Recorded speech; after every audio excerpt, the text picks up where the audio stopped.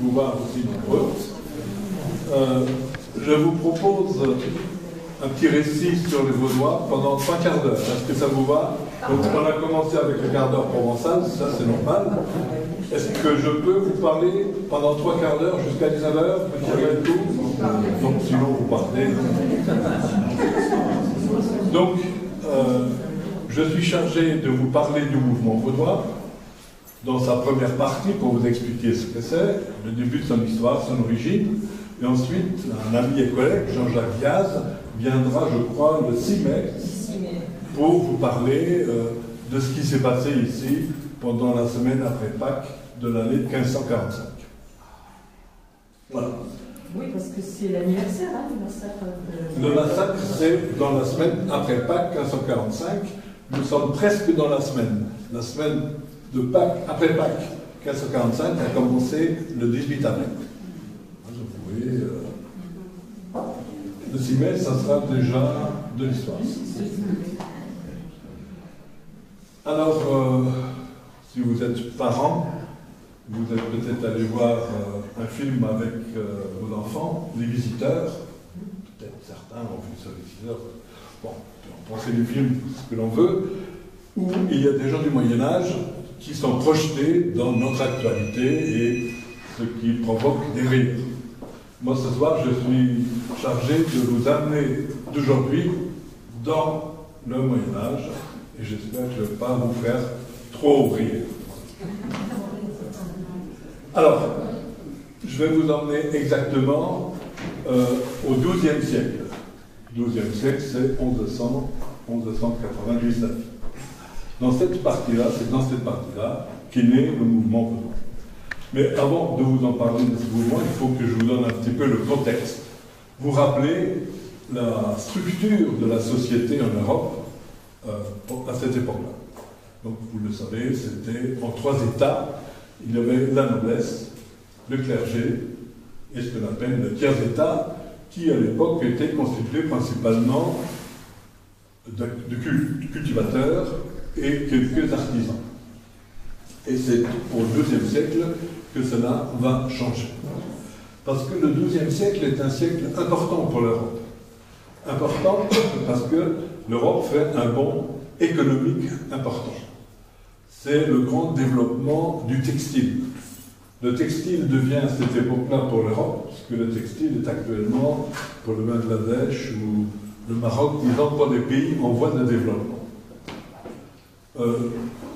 Jusqu'au début du XIIe siècle, on filait la laine, on tissait un petit peu dans chaque famille, dans chaque village, on produisait pour les besoins locaux.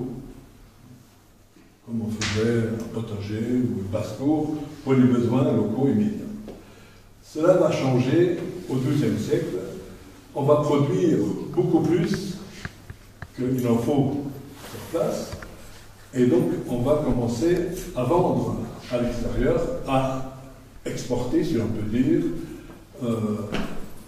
Donc, il y a la production du textile, donc, de manière de plus en plus importante, et donc la vente du textile dans d'autres régions où on en fabrique moins. Les 2 grands centres de production textile se trouvaient dans le nord de l'Europe et une plus au sud. Au nord, c'était ce qu'on appelait les Flandres, c'est-à-dire une grande partie des Pays-Bas, la Belgique et une partie de la France. On faisait surtout des textiles à partir de la laine, du chanvre, du lin, etc. Donc vous voyez, d'ailleurs, des villes comme l'île Roubaix-Tourcoing ont toujours cette vocation, ou avaient cette vocation textile. Il faut dire qu'il y avait aussi, de l'autre côté, en Angleterre, la production de laine importante que l'on exportait et qu'on transformait dans les Flandres. L'autre partie, c'était la Lombardie, ou la vallée du Pô, où l'on fabriquait des textiles déjà un peu plus fins, puisque Marco Polo avait introduit l'élevage du ver à soie, et donc les tissus étaient plutôt des tissus d'habillement, passementerie entre autres, tandis que dans le Nord, on fabriquait des draps, des voiles, et ainsi de suite, des cordages. Donc, cette production est née du fait de réunir dans un atelier davantage de métiers à tisser, et un changement, un progrès technologique a permis une plus grande fabrication textile. Je ne suis pas un technicien, mais on m'a dit qu'on était passé d'un métier à tisser vertical, comme on trouve quelquefois encore quand on va de l'autre côté de la Méditerranée, à des métiers à tisser horizontaux, où on peut faire des tissus plus larges, plus longs, et surtout avec une technique de passage de la navette plus rapide entre les fils. Donc, tout cela a fait en sorte qu'on a produit plus de textiles qu'on fallait sur place, et donc on le vendait. Cette production, regroupement de métiers à tisser ou à filer, a créé une nouvelle couche sociale, mais à l'intérieur du tiers-état. Donc, peut-être, souvenez-vous de vos leçons d'histoire lorsque vous étiez à l'école, la noblesse et le clergé n'avaient pas le droit de travailler de leurs mains. C'était réservé au tiers-état.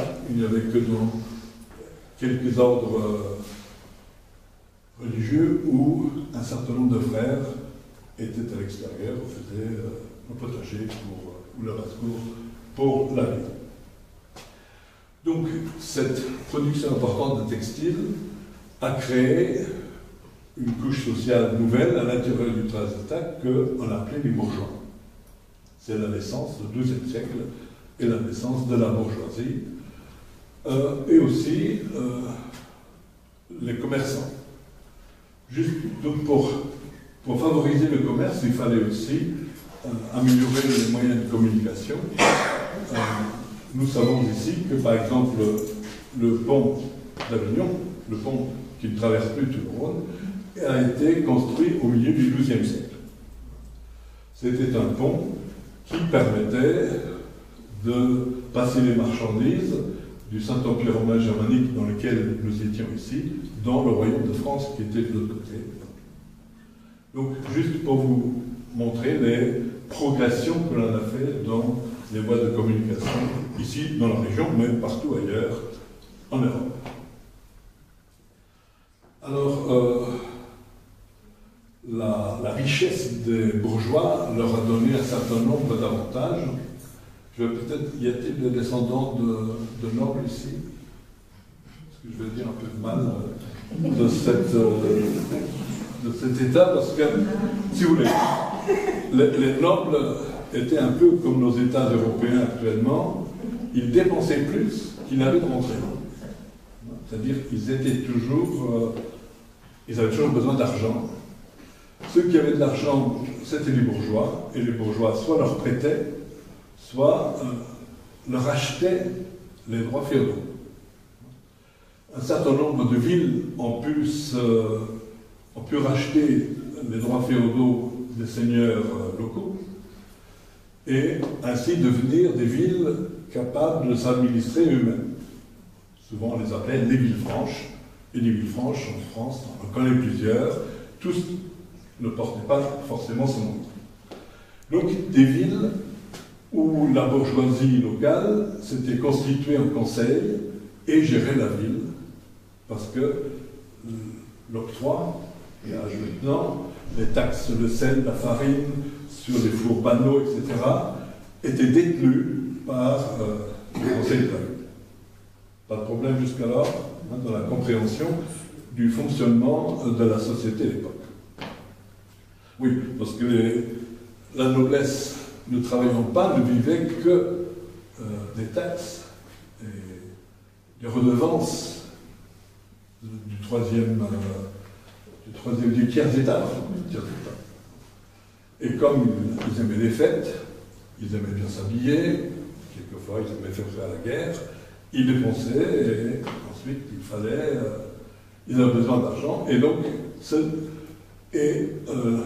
le cas, entre autres, à Lyon, parce que c'est à Lyon, de Lyon, qu'on nous a parlé de manière plus particulière.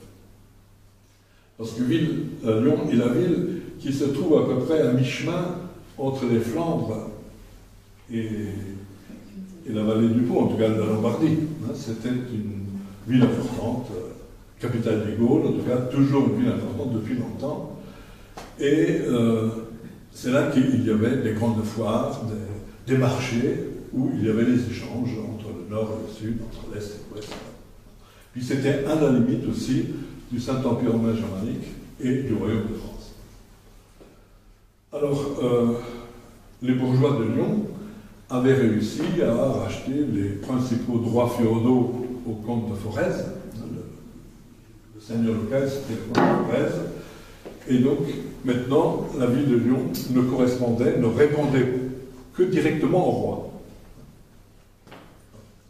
Alors, voilà la situation. Et à Lyon, dans ce conseil de Lyon, il y avait une personnalité importante qui s'appelait Valdès, V-A-L-D-E-S, ou V-A-U-D-E-S. On parle un petit peu de la racine de ce mot. Ce Valdès ou ce Vaudès ne sortait pas de la filière textile. Il avait plutôt des biens immobiliers. Il avait des champs de blé autour de Lyon. Il avait des moulins pour moudre le blé. Et il avait des fours à pain pour transformer la farine en pain. Donc il intégrait pratiquement tout ce qu'il fallait pour le pain quotidien. Quelqu'un de très riche, qui gérait bien ses affaires, au point qu'on lui a confié aussi la trésorerie de la ville de Lyon. Vous voyez, c'est un peu le monsieur Sapin de Lyon. Personne importante. Alors, un petit peu une explication sur son nom, Valdès ou Vaudès, V-A-U-D-E-S. Vous le savez, en ancien français, il y a des traces jusqu'à nos jours, le L et le U sont interchangeables. Ça doit avoir un nom pour les spécialistes en grammaire. Chauve, calvitie, mal, mot, aube, albâtre, on pourrait donner valvo, on pourrait donner beaucoup d'autres exemples. Donc, Vaudès, V-A-U-D-E-S ou Valdès, c'est exactement la même chose.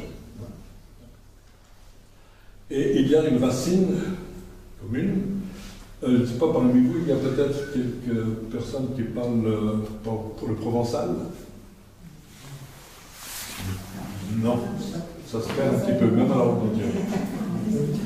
Alors, donc vous savez peut-être que le AU en provençal est une diphtongue et se prononce AU. Vous habitez en face de Laouris. On ne dit pas Lauris, on dit Laouris. Et donc, si on prononce Vaudès à la provençale, ça fait Waudès. Et donc, Waudès, on entend, si on fait attention, Wood, W-O-O-D. Si on prononce Valdès et à la germanique Valdès, on entend Wald, donc forêt. Donc, ce monsieur Valdès ou monsieur Vaudès, aujourd'hui, on appellerait certainement soit monsieur Dubois, soit monsieur Laforêt. C'était à l'époque un nom d'appellation assez commun, Vaudès ou Vaudès. Beaucoup de personnes confondent les Vaudois, disciples de Valdès ou de Vaudès, avec les habitants du canton de Vaud en Suisse. Parce que le canton de Vaud, c'est le canton de la forêt. Le canton qui longe en grande partie, ou une partie dans le Jura, le Jura, et pareil qu'en celtique, là non plus, je ne suis pas spécialiste, en celtique, Jura veut dire forêt. Donc, et le nom alémanique de canton de Vaud, c'est Waldland, là aussi Waldland, les Ballons. Voilà. Donc on va parler donc, de M. Vaudès ou M. Valdès, en sachant qu'aujourd'hui, ce serait soit M. Dubois, soit M. Laforêt. Donc, un bourgeois issu du tiers d'État, ingénieux, sachant gérer ses affaires. C'était aussi quelqu'un qui avait envie de savoir. Je veux dire, quand on gère quelque chose, on a aussi besoin de connaître des choses. Donc, Valdès, le savoir à l'époque n'était pas facile à atteindre, en ce sens que, en général, les gens n'avaient pas de bibliothèque. Le savoir étant quand même à l'époque livresque. Donc, même les nobles n'avaient pas vraiment de bibliothèque, ils avaient des documents juridiques ou d'actes de propriété. Les livres étaient dans les abbayes, ils étaient à Sylvacan, ou à Sénan. Et alors, ça c'est donc une difficulté d'accès au niveau des lieux, mais l'autre difficulté c'était qu'ils étaient écrits en latin, la plupart du temps. Donc, pour quelqu'un du tiers-état, même bourgeois, c'était difficile. Valdès était suffisamment riche pour pouvoir rémunérer 2 moines. J'ai oublié leur prénom, mais il existe en tout cas, on a des documents sur leur travail. Il a rémunéré 2 moines pour faire des traductions du latin en provençal. Pourquoi provençal? Parce qu'on parlait le provençal jusqu'à Lyon, et même plus au loin, on appelait ça le franco-provençal, parce qu'il devait y avoir des mots de la langue d'oïl qui s'étaient introduits dans le parler de la région, mais la base du parler du peuple de Lyon, c'était le provençal. Et ça montait jusque dans la région de Belfort, en tout cas jusqu'au pays de Montbéliard. Alors donc, c'est dans cette langue-là, dans le provençal, écrit, que Valdès s'est fait traduire des textes, et les textes de référence à l'époque, c'était surtout les textes bibliques. Il s'est fait traduire des textes historiques de l'Ancien Testament, mais aussi un certain nombre de psaumes, et il s'est fait traduire tous les textes du Nouveau Testament. Et donc, il a appris, en tout cas, à lire, et donc, ce travail des moines lui a permis maintenant d'apprendre davantage. Alors, on sait qu'il a rémunéré ces 2, parce qu'on a là les textes juridiques ou les textes de cession de biens, c'est ceux qui qu'on garde le plus longtemps. On sait qu'il a rémunéré ces 2 moines avec un four à pain, qui était une source de revenus. Il y a un four dans un village, dans un quartier de la ville. Les habitants venaient faire cuire leur pain 1 fois ou 2 fois par semaine, et ils donnaient la pièce, et donc le propriétaire du four à pain avait un revenu continuel de cette façon. Donc Valdès commence à lire. Alors je ne sais pas si vous connaissez un petit peu les textes bibliques ou les textes du Nouveau Testament. Vous savez certainement que le personnage principal du Nouveau Testament, c'est Jésus de Nazareth. Jésus de Nazareth qui a fait un certain nombre de discours, Sermon sur la montagne, entre autres. Et dans ces discours, Valdès entend ou lit « Heureux les pauvres, c'est eux qui hériteront de la terre », ou encore « Vous ne pouvez pas servir 2 maîtres, Dieu et Mammon, Mammon étant le dieu de l'argent ». Il y a aussi cette histoire du jeune homme très riche qui vient voir Jésus et qui lui dit « Maître, que dois-je faire pour être vraiment heureux ?» Et Jésus lui dit « Mais tu suis les règles du vivre en commun, tu ne voleras pas, tu ne tueras point, tu respecteras tes parents. » Et le jeune a dit « Mais ça, je l'ai appris dès ma jeunesse et je le pratique. Que puis-je faire de plus ?» Et c'est là que Jésus lui dit si tu veux faire plus, tu vends tes talents, tu vends tes biens, tu donnes le résultat aux pauvres, et tu me suis, tu deviens mon disciple. Bon, là, il n'y a pas de happy end, dans le sens que le jeune homme riche n'a pas réussi à sauter le pas et à se débarrasser de ses biens. Par contre, Valdès, très touché par toutes ces mises en garde contre les dangers de la richesse que l'on trouve dans l'Ancien Testament et dans le Nouveau Testament et dans l'Ancien Testament, est secoué au point de se décider. Là, on a une date relativement précise, dans l'année 1170 ou 1171, il se décide à se débarrasser de ses biens, à vendre ses biens qu'il a, et à distribuer le résultat autour de lui. Il y avait Lyon a toujours été un port fluvial. Donc, au bord de la Saône ou du Rhône, il y avait toujours des gens qui attendaient les bateaux pour les charger, c'était pas du tout le cas maintenant. C'était moins bien organisé que maintenant. Il y avait aussi, donc, certainement, dans les ateliers de filature ou de tissage, des gens qui n'étaient pas très riches, en tout cas. Voilà. Donc, il a distribué ses biens autour de lui. Alors, se faire volontairement pauvre, se débarrasser de ses richesses, ce n'était pas quelque chose de trop exceptionnel à l'époque. Peut-être, on peut comprendre qu'il y a des gens à qui la richesse donne mauvaise conscience. Surtout quand on lit des passages bibliques qui mettent en garde contre cette richesse. Et donc, la plupart du temps, les bourgeois riches, quelquefois aussi des nobles, en se débarrassant de leurs biens, rentrent dans les ordres. C'était ça, le mouvement normal pour assurer leur âme et assurer leur salut éternel, deviennent moines. Et c'est justement là la différence de Valdès ou Vaudès avec tous les autres. Il n'a pas voulu devenir clerc, il n'a pas voulu devenir un membre ordonné, si vous voulez, de l'Église.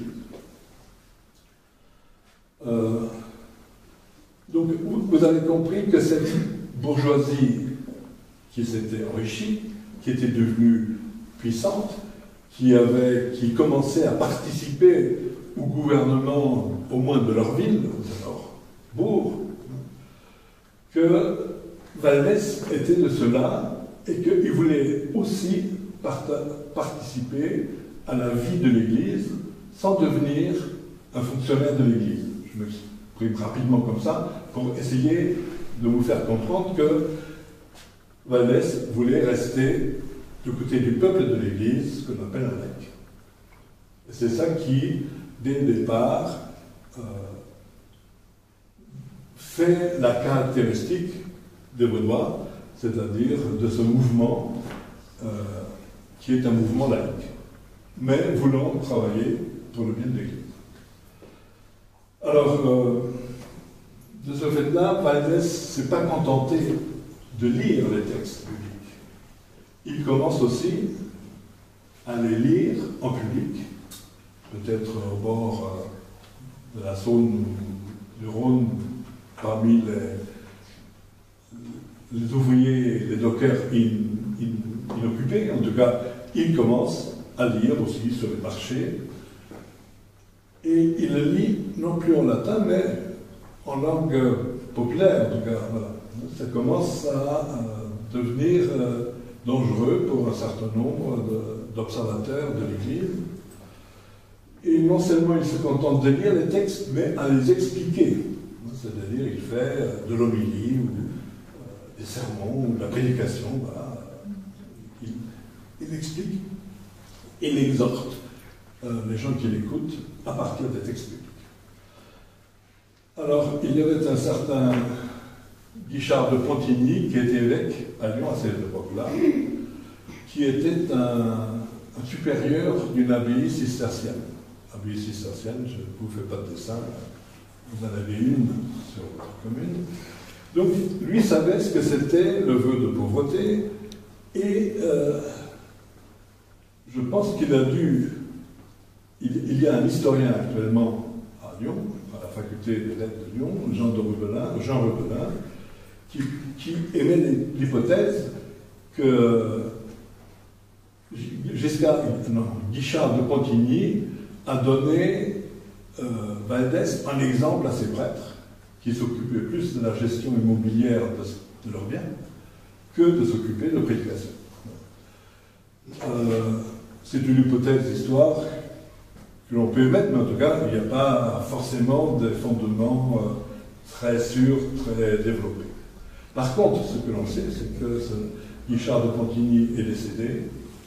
Un autre évêque est nommé à sa place, qui s'appelle Jean de Bellemin, qui lui n'était pas un ancien supérieur d'une abbaye, mais quelqu'un de sorti un peu plus de la bureaucratie de l'Église, quelqu'un qui avait un peu des œillères, qui avait peur pour son autorité, et qui, de ce fait-là, a interpellé Valdès en disant piège. On sait tout ça parce qu'il y avait un certain Walter Map, un chanoine de l'église d'Angleterre, qui représentait l'église d'Angleterre à Rome et qu'on a fait dans ses mémoires tout un rapport de ces rencontres. Ça c'est savoureux parce qu'on sent que lui se moque un peu des Vaudois qui ne savent pas grand-chose en théologie. On demande aux Vaudois par exemple qui est Marie. Et les Vaudois disent c'est la mère de Jésus. Et il paraît que tout le monde s'esclave parce qu'il aurait fallu dire c'est la mère de Dieu. Donc vous voyez qu'au niveau des finesses théologiques, les Vaudois n'étaient pas forcément au point. En tout cas, pourtant, Lucius III avait l'air d'avoir de la sympathie pour Valdès parce qu'il a fait un jugement, une sorte de jugement de Salomon. Il a dit aux Vaudois, je vous autorise, moi, à prêcher, à expliquer la parole de Dieu, si votre évêque est d'accord. Hein, c'est ça. Alors, bien sûr, les deux rentrent à Lyon, et ça, entre Jean de Villemain et Valdès, ça ne pouvait pas marcher. Et là, on a donc une nouvelle date. Je vous ai parlé de 1170-1171, où Valdès s'est fait volontairement pauvre. Et en 1184, l'évêque Jean de Villemain tape sur la table en disant « Valdès, moi, je ne t'autorise pas à faire ce que tu fais, à prêcher en public. Soit tu arrêtes, soit tu quittes mon diocèse. » Valdès n'avait aucune envie d'arrêter, et lui et un groupe important de ses amis, de ses disciples, disait-on, quittent Lyon et vont dans un triangle formé par Montpellier, Narbonne, Toulouse. Donc, vous voyez ce qu'on appelle le Languedoc. Donc, Valdès était quand même obéissant en ce sens qu'il n'a pas continué contre la volonté de l'évêque de Lyon, à continuer dans cet évêché. Pourquoi Valdès et ses amis sont-ils allés dans cette région, en gros, du Languedoc? C'est parce que là, et les évêques et les seigneurs étaient beaucoup plus tolérants, dirait-on aujourd'hui. C'est-à-dire là, les évêques et les seigneurs permettaient que l'on enseigne autre chose de ce que l'on enseignait l'Église catholique officielle. C'est pour ça que c'est là que les cathares ont pu se développer, prospérer. Et que même des évêques étaient sympathisants avec les prédicateurs cathares. C'est la raison pourquoi les Lyonnais vont s'installer dans cette région-là. Je vais faire encore une petite parenthèse. Ça va?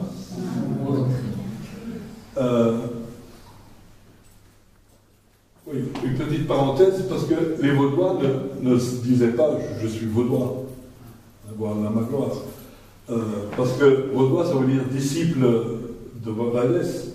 Un chrétien ne peut être que disciple du Christ. Donc, je suis chrétien de Vaudois. Voilà. Eux s'appelaient les pauvres du Christ. C'est le nom qui se donnait, le pauvre du Christ, les pauvres du Christ de Lyon, hein, pour donner leur origine géographique. Donc les pauvres de Lyon s'installent dans ce Languedoc où ils prêchent. Le pape Lucius III avait vu ça d'un assez bon œil, parce qu'il espérait des prédicateurs vaudois qui convertissent les cathares à la bonne foi catholique. Mais tout ça, ça n'a pas duré très longtemps. Vous savez qu'à partir de 1209, le roi de France décide de mettre de l'ordre dans cette partie de son royaume. Vu du nord du royaume, dans cette partie, ça ressemblait un peu à la Dolce Vita, de laisser faire. Voilà, c'était pas du sérieux, on ne suivait pas les règles habituelles. Et donc, il avait peur surtout que le comte de Toulouse louchait de plus en plus vers Barcelone et échappe à son autorité. Donc, il décide d'intervenir en disant éradiquer les cathares, mais en réalité, c'était pour rétablir son pouvoir.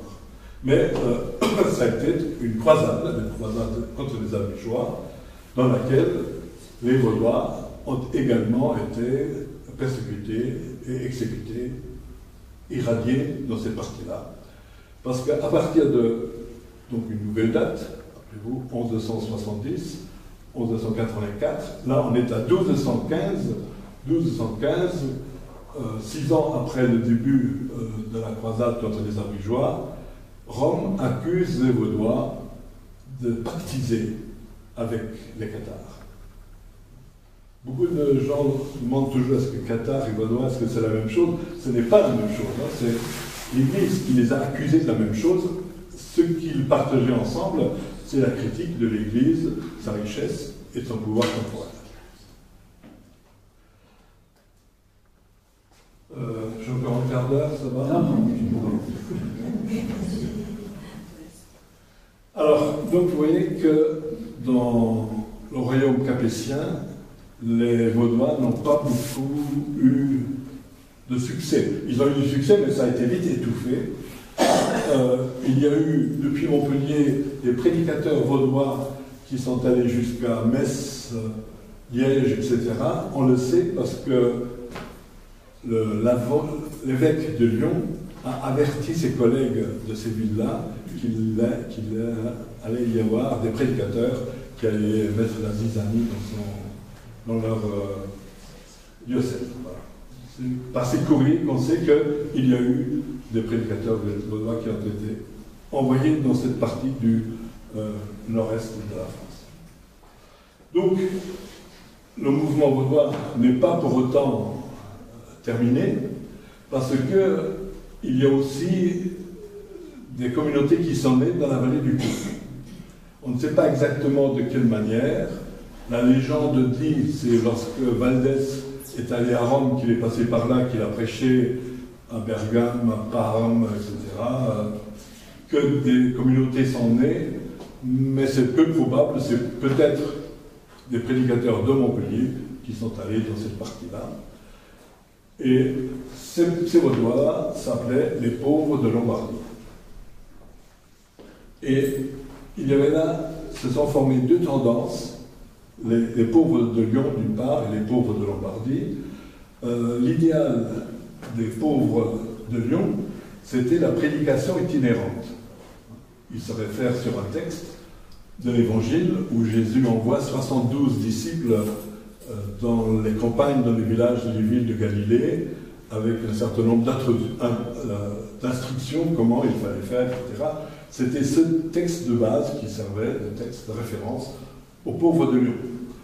Les pauvres de Lombardie s'inspiraient d'un autre texte qui, lui, se trouve dans un autre livre du Nouveau Testament qui s'appelle Les Actes des Apôtres, au chapitre 2, chapitre 4, où Luc, qui est le rédacteur de ce livre, dit que les premiers chrétiens mettaient tous leurs biens au commun, ils vendaient leurs biens et personne ne disait ceci est à moi, etc. Donc leur idéal c'était la communauté de biens. Donc prédication itinérante deux par deux d'un autre côté et vie communautaire de l'autre. C'est à peu près dans les années 1209, 1215 maximum que se situe le décès de Valdès ou de Vaudès. On ne sait pas exactement. Tout ça, ce sont des hypothèses d'historiens, mais il y a de fortes probabilités qu'il soit décédé en Bohême, donc ce qui est actuellement la République tchèque. Parce que si le mouvement des pauvres de Lyon à partir de la Languedoc a eu peu de chances d'expansion, par contre, de la Lombardie, le mouvement vaudois s'est beaucoup développé. Il faut savoir d'abord que la Lombardie était une terre du Saint-Empire romain germanique, que beaucoup de nobles étaient d'origine autrichienne, et donc le mouvement vaudois est remonté vers le nord de l'Europe. On a les premiers... Alors, il faut savoir que les Vaudois, en général, font peu parler d'eux, ils font parler d'eux qu'à travers les procès qu'on leur fait. Et donc, les premiers procès que l'on a contre les Vaudois, au nord des Alpes, c'est dans le pourtour nord du lac de Constance. C'est là qu'on a le premier procès dans les années 1210, 1220 à peu près. Et donc ensuite la progression se fait à travers l'Autriche, à travers la Bohême, jusque l'estuaire de l'Oder. Donc on sait que dans les années 1320, il y a eu énormément de procès à Stettin, je ne connais pas le nom, vous voyez, c'est la ville sur l'estuaire de l'Oder, c'est là qu'il y a eu 420 Vaudois qui ont été passés en jugement. Pas tous ont été exécutés, mais en tout cas, là, ces actes, on a des actes de jugement contre les Vaudois dans cette ville aux alentours de 1320. Vous voyez que c'est la montée, peu à peu, du mouvement vers le nord de l'Allemagne. Il est passé par la Bohême et il y a une autre partie qui est passée par la vallée du Rhin. Strasbourg a connu des Vaudois, même au sein de leur conseil de la ville. Strasbourg fait partie de ces villes qui se sont administrées eux-mêmes et qui ne répondaient que directement vis-à-vis de l'empereur.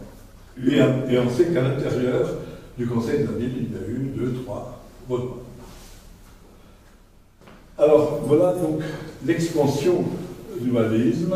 Il faut comprendre qu'il a été facilité par la crise dans laquelle se trouvait l'Église romaine. Vous avez entendu parler du grand schisme d'Occident. Ce que vous savez certainement, c'est que le roi de France a obligé le pape à venir s'installer en Avignon, 1309. Je ne vous raconte pas toute cette histoire parce que là on ne tiendrait pas. Toujours est-il que cette mainmise du roi de France sur la papauté, sur le pape, a mécontenté d'autres souverains d'Europe. Quand d'autres Europes ont vu que le pape était dépendant plus ou moins du roi de France, ils ont voulu avoir eux aussi leur pape. Et c'est comme ça que l'Église s'est trouvée à la tête de 2 papes, et même de 3 papes, qui bien sûr se sont excommuniés les uns les autres. Et ça, c'était pas, comment dire, en marketing, une image très favorable pour l'Église, et donc le peuple a eu une oreille plus attentive pour la prédication des Vaudois, qui réclamaient une Église plus pauvre, une Église moins puissante. Disons, un des reproches que les Vaudois faisaient à l'Église officielle, c'est d'avoir accepté la donation constantinienne. Je ne sais pas si ça vous dit quelque chose, la donation constantinienne, c'est une vieille affaire, c'est même une affaire d'un faux, où sous Charlemagne, les Carolingiens ont dit que le pape Sylvestre a accepté, au moment du départ de l'empereur Constantin, accepté de prendre la succession de l'empereur. En tout cas, disons, il y a eu à ce moment-là une donation, soi-disant, de Constantin, quand il a quitté Rome pour s'installer à Byzance, pour fonder Constantinople. Il aurait laissé la pierre, le sceptre, etc., à l'évêque de Rome. Là aussi, je n'ai pas le temps d'insister beaucoup. Toujours est-il que les Vaudois reprochaient à Sylvestre, le pape de l'époque, d'avoir accepté ce cadeau qui, d'après lui, était un cadeau empoisonné parce que ça entraînait l'Église dans le pouvoir temporel. C'était mettre la main pour l'Église d'être comme un autre État. Et donc au pape comme d'être un chef d'État. C'est un des reproches les plus importants des Vaudois du Moyen-Âge vis-à-vis de cette Église. En disant, l'Église aurait dû rester pour uniquement un pouvoir spirituel. Alors, il y a eu d'autres difficultés. Lorsque le pape en Avignon s'est installé, tous les taxes, tous les biens d'Italie ne suivait pas. Les petits seigneurs avaient mis la main sur tous les octrois, et tout ce qui était rentré d'argent sur les terres d'église en Italie ne suivait pas l'Avignon. Et donc le pape d'Avignon a dû émettre un certain nombre de lois financières pour permettre, entre autres, la construction du palais des papes. Alors, il a donc pris un certain nombre de décisions financières, 8 au total. Je vous fais cadeau de 7, mais il faut que je vous parle de cette loi qu'on appelait le spolium, c'est-à-dire la décision. C'est que désormais, lorsqu'un membre, un fonctionnaire de l'Église décédait, les biens qu'il héritait de sa famille, au moment de sa mort, ne retournaient pas dans sa famille, mais rentraient dans la caisse de l'État. Lorsqu'un pauvre curé de campagne mourait, ça ne représentait pas grand-chose, ça peut être un mulet, un champ ou quelque chose, mais vous savez que la plupart des évêques étaient des fils de nobles. Les évêques étaient des fils de nobles qui héritaient leur part de l'héritage familial, c'est-à-dire des châteaux, des villages, etc. À leur mort, tous ces biens-là n'allaient pas à leurs frères ou leurs neveux, mais rentraient dans la caisse de l'État. Ça devait permettre, donc, ça s'explique en ce sens que quelqu'un qui est devenu prêtre, moine ou autre, était devenu, sa famille était maintenant l'Église, et donc c'était elle qui héritait ses biens. Bon. Ceux qui ont été mécontents les premiers, c'était les Anglais. Toujours été comme ça.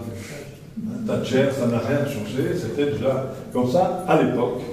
Les Anglais rouspétaient parce que, du fait que l'Église devenait propriétaire terrienne en Angleterre, sur les îles britanniques, leur donnait des sièges, des pouvoirs au Parlement, en tout cas à l'Assemblée des Lords.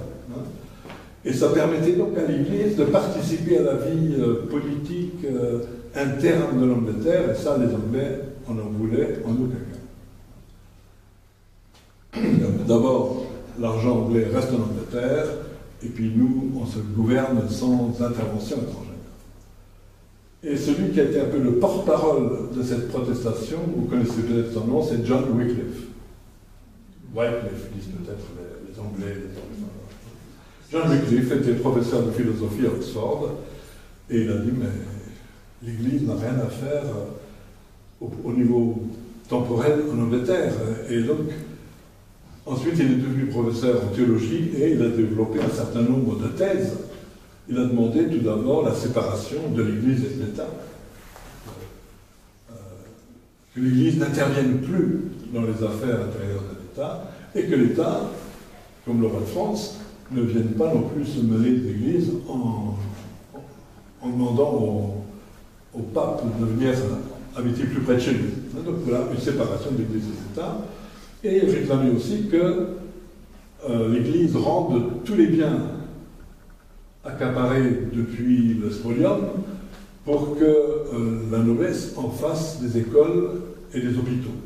Ce n'était pas pour les enrichir personnellement, mais pour que ces biens servent vraiment à quelque chose au niveau de la population. Wycliffe est aussi celui qui a fait traduire la Bible de Jérôme du latin en anglais. Il a fait la formation des prêtres. En tout cas, c'est un des précurseurs de l'Église anglicane. En tout cas, l'Église anglicane considère que c'est le principal. Donc vous voyez que toutes ces difficultés de l'Église catholique ont permis que le mouvement vaudois prenne de l'extension. Je crois que je vais peut-être encore 5 minutes parce qu'il faut que je donne le témoin ensuite à Jean-Jacques Gaz pour qu'il puisse continuer. Juste encore pour vous dire que les idées de Wycliffe ont traversé la Manche à l'occasion d'un mariage. Vous savez que les familles régnantes, peut-être encore aujourd'hui, pour faire des alliances, marient leurs enfants.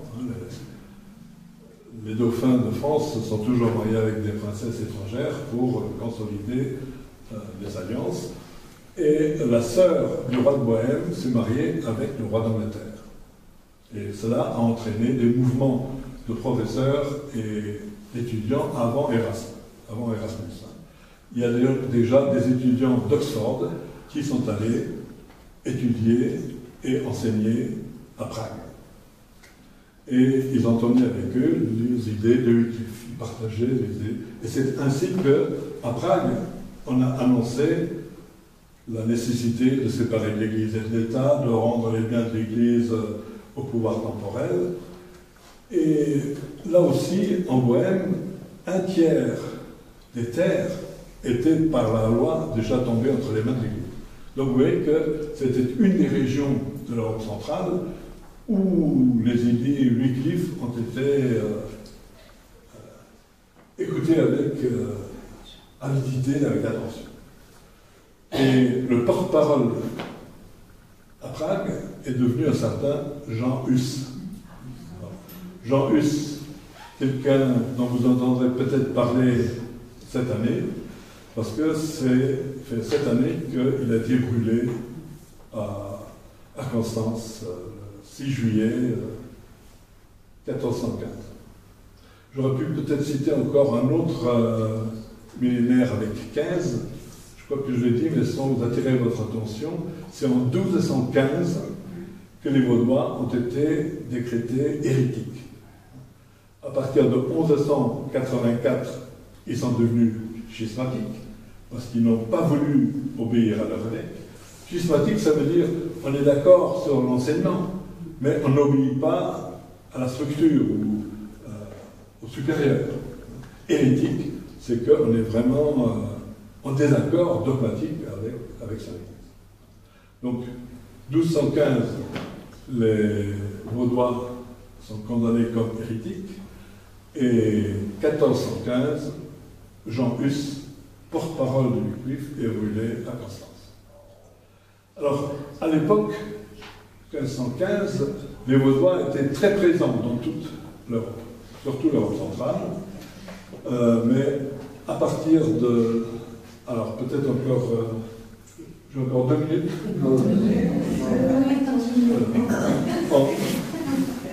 Donc, les souverains d'Europe ont quand même constaté que cette division dans l'Église, ces 3 papes, c'était pas gérable, je veux dire. Hein. Ils ont trouvé que l'Église, il fallait faire quelque chose, et ils ont demandé la convocation d'un concile.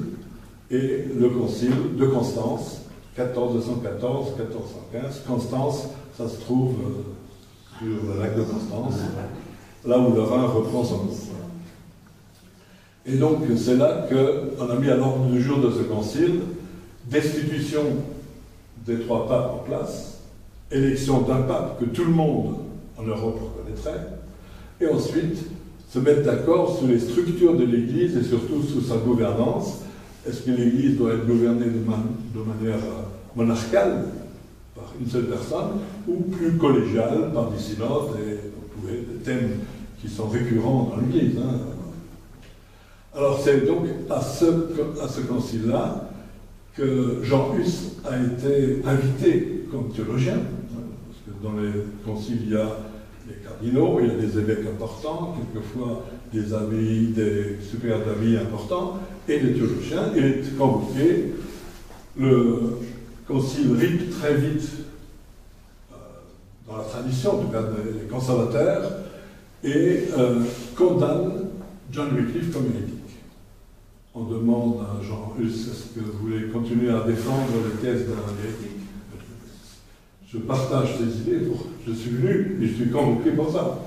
Et donc Jean Hus est très vite condamné comme hérétique, brûlé le 6 juillet 1515 devant la cathédrale de la ville de Constance, et ses cendres sont jetées dans le Rhin.